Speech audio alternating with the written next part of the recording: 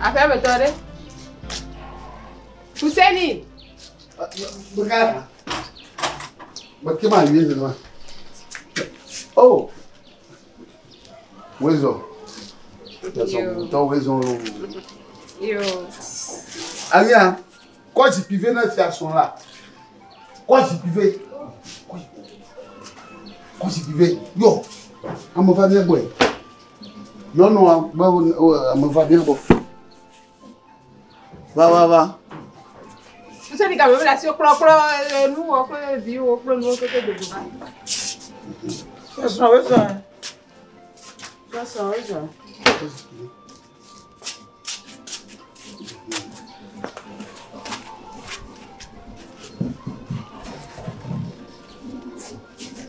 La soirée n'a été de La soubole.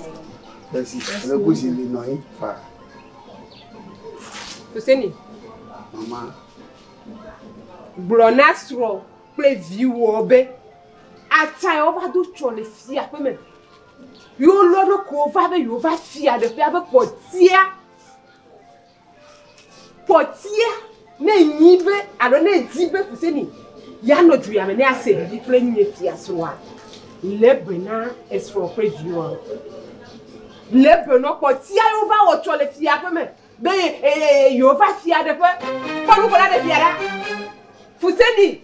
Bon mo ko java de fiara. Ne ma nyebe le ni chami mo cho bubu to ya de na o. Enu yo gbere ko ma ka me ko fe yo mo. Ya ka zugo wo tata flache. E wo Fuseni tae. Ba ma mi ro ngazo be ava de fiara.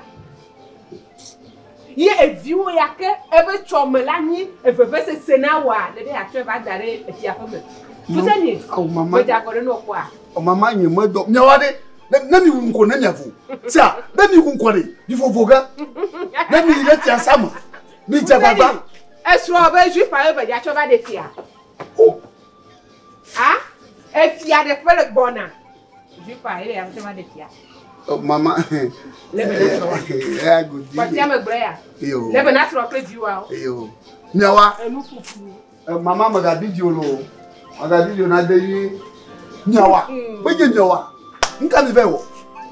Ha? Ni pe yo akuma. Dada. Awu. Fuseni. Ni pe yo mama. Chomenu le kofi ara fide ni menye ba to ba ko. Netro. Ko fo padu da. Fe mani no ma. Yo mi ku ju tie ibe tie sama. Bi so na ba. Bi hu. Na na vo. Mo ko ku pure da ji ba. Nyawa.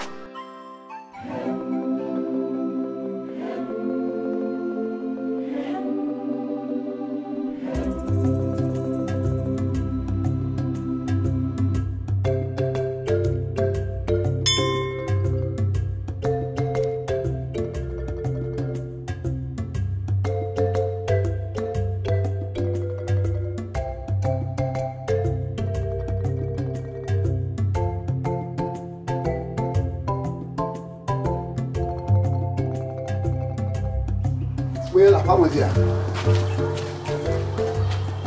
Soma. Mais Caio. Fuseni. Tu vas confirmer là pour me. Chami Fuseni. Maman va. Ya se lo digo.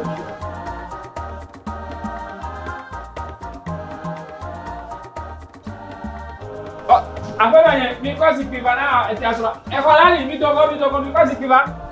Si asura ora. Chalinga. Si asura na PTV. Si asura na PTV. Somenu. Yes.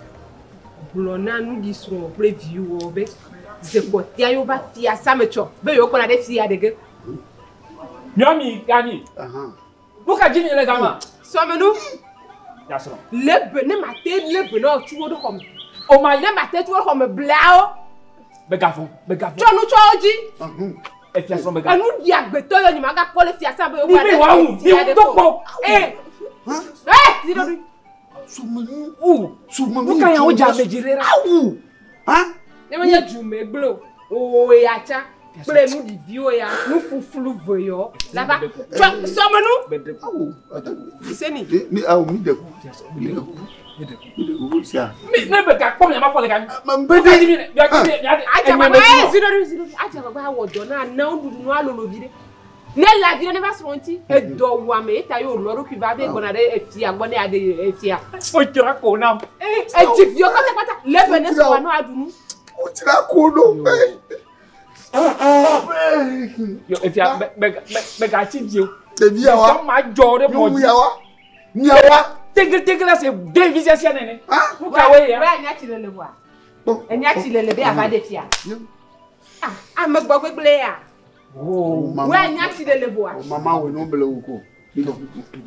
Si ko tiema. yo. Na he denye. Miawa. Na mi wu ni kwade. Miavo. Sia. Na mi wu iko miavo. Yo. E ja fo melo. Suma. Benolo. Yo. Ne. Nyoa. Eh, wa bo le fu.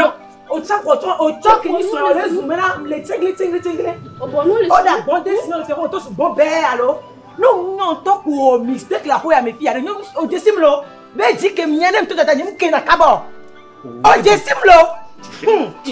Tudo le gagnare magbele du be.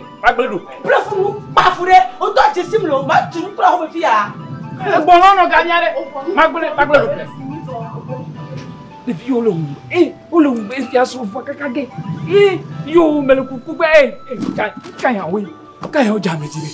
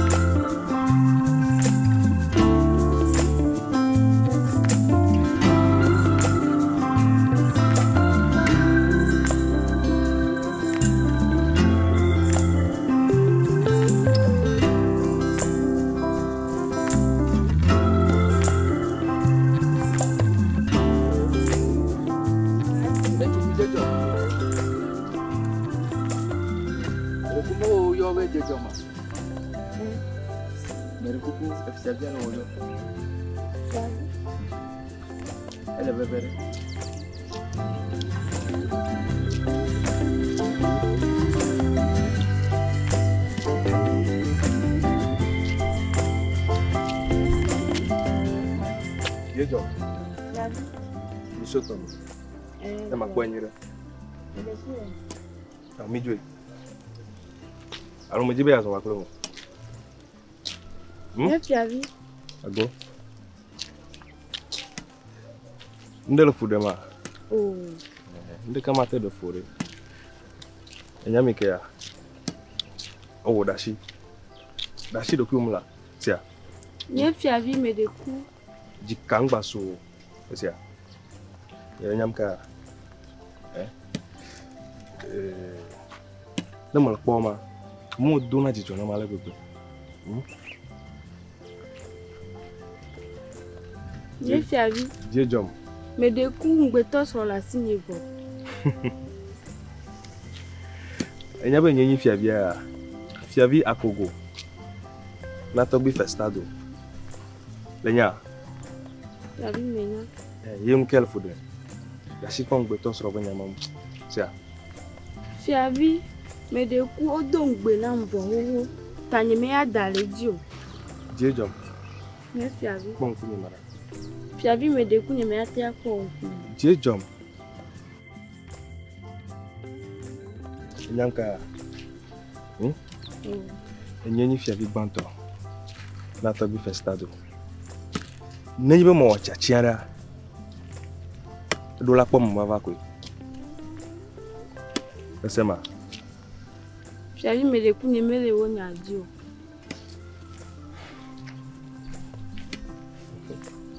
Dieu jom. On me dit bien do pour moi quoi. Fia pour moi. Tu as vu? Mais be au donc belan bon. Et taille. Ame no donc beno afika bale.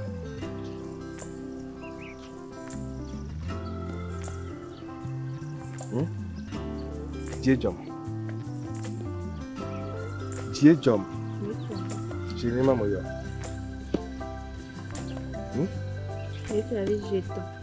Mais ne donc non à piquer. Dia me Kenya mama ban. Il que le moque non voilà. Ou me gado pour moi le fia pour moi. Et puis avec. Attends. Pe bubu ke me sona wa. Amele ke me le mohem na mo. Que on toi le moque na depuis wa. Et puis avec. Attends. On to nyabe na esi ame de mobe. Kuluvi wa do ha kule fiavio. Kuluvi emenyi ta. Imelon. Jejom. Ameke bro no bele nyi kuluvi. Ni anu nya kwakwa chi na manyi kuluvi. Esema. Wo ye nya jichia. Be na nyi fiasi ke gbono. Anyi vinyo ko no. We la jinu suvi re kanum. Ikela doli penye ko. Nenyi bonye hamo ho to nyi bote pe. Nye fiavi. Nu ikele wo ma. Afoku gan de a to tue me na o. Kule nye ha. Nyelolo.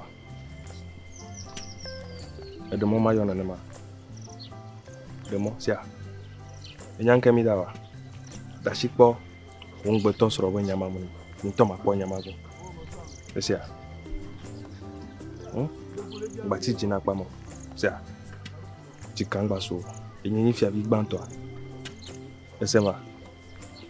Jikangba so ntokro. Sia. Ba mai. Ni to ma po nyama go.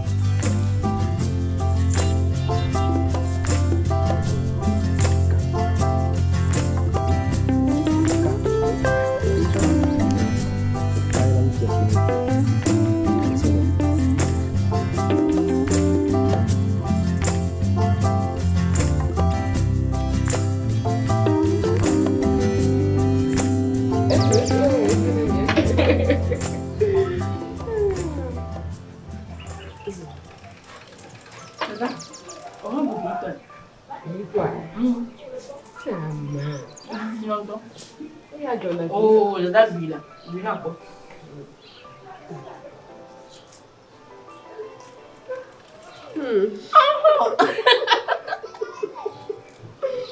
Oh, vivi avec le beurre. Ah, mon grand ouais. Et na ici ya yeko meduna. Yeko. Avec un autre tout bolo. Non, vivi moi na vivi non. Eh non. Quelle da wale bune. Tama bune. Wenya mo media. Ya le ginkakare. Ba ginkakare. Dire que di toa. Oh, toa. Ah, to. Mereka ma pun to intino. Dada. To que es to, mereka ma pun to intino. Ela da jira. Enuena. Ni me mon begle kwa. Mbobi tata. Kuna papa na. Kuna papa na. Ah, ya. Ya sabe no nyo ale kuku. Da na nula. Ita mi diba pon tun toto na de. Na vu. Esi abi kenyi ya tefe. Esi abi. Ni toma chan. Uta chanka. Uta chanka. O se ni toma kecha. Ni toma ma kecha. O se ni toma no fia. Ni toma ma kecha. Ma kecha yo mi o se ma no fia. Chima yo cha ya na kwa. Enyo. Ni mo do wa no kama chesi bubuto. Wa ba le ni jima. Dada. Lolo le viviri. Lolo jaga. Lolo. Bubu.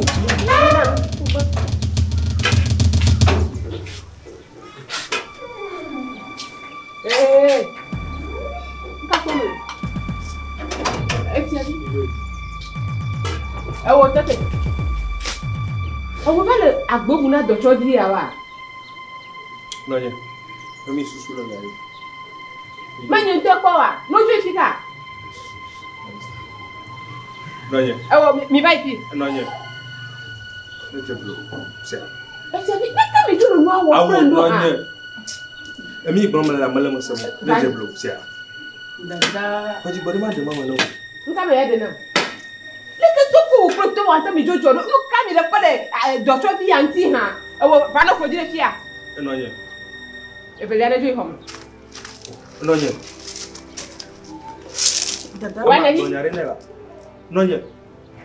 Nous quand il a pas de amra de fifo de oni ha.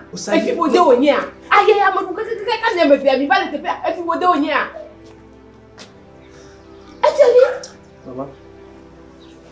Male ko koma. Male fo musike male dojo, male koma. E yo le kan yo mele abadia. Agbe finya. Na e kura me ado le nya fike kuluvi o ya, e nya fike jaba no a. Nonye, amareka manye kuluvi la gbe siamu. Ah. Amareka manye kuluvi la gbe yamu. Tiari mo do ya po de. Me do ya po de. O mo do afan le nu o po, o jimi le ti afan me le ti asame. Nde pepe sumi asi. Mbele. Ke to. Mi mo do ya po alo. Mi jibe yo ada ya le tu ya. Ko ya me. Mi jibe yo ada ya lo. Ke mi le ti asame. Nyami o ti ko le. Ati adi. Wo ya. Wa ne ko mi le godoge. Ma da sini nyaka. Wa wo to ya de. Wa wo to ya de. Nana me gano to nyi promo. Ma da to kele wa ya de. Ha kele wa ya de. E nu pepe fi ya no nyama no jibe agba fiasa ya. Ma nyama nu pepe fi ya jibe agba fiasa. Na wa chite la. Me chite le fika. No fi ma. Chite mi do homo. Non ko majo. E do nyi nu la nyalo. Non ko majo. E do o nu la ire kera fa me. Wala no fi ma kaka nu la kesho.